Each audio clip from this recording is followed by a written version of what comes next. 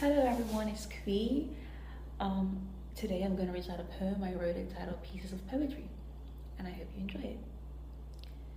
Poetry once asked me if sex had ever been an inspiration. I answered no, as poetry expected, to which poetry responded, challenge accepted. Poetry knew the key to win was to give me pieces of him. So, poetry asked if he can come into my space. I answered yes, and that was the first time I'd seen poetry's face.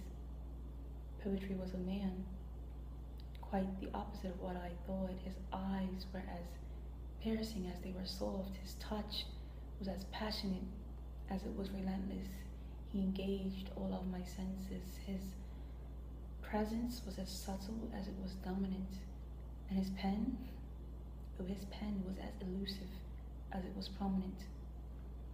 On first glance, poetry gave a piece of him to me, and it was irony.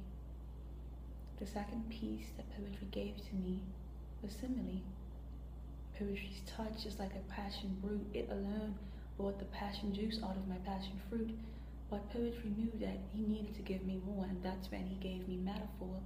Poetry's kiss is bliss like ignorance. Poetry's lips are nomads just like his fingertips.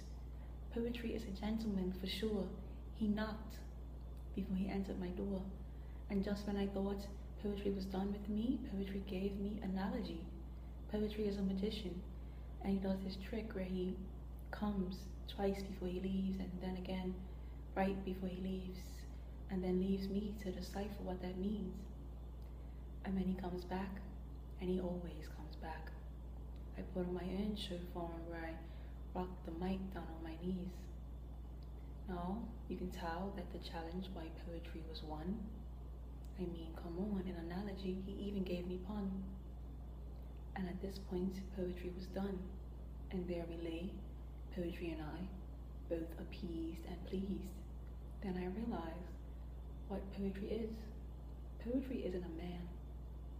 Poetry is the manifestation of passion in all living things, all things alive. And then it dawned on me that the best piece that poetry had given to me was it, personified.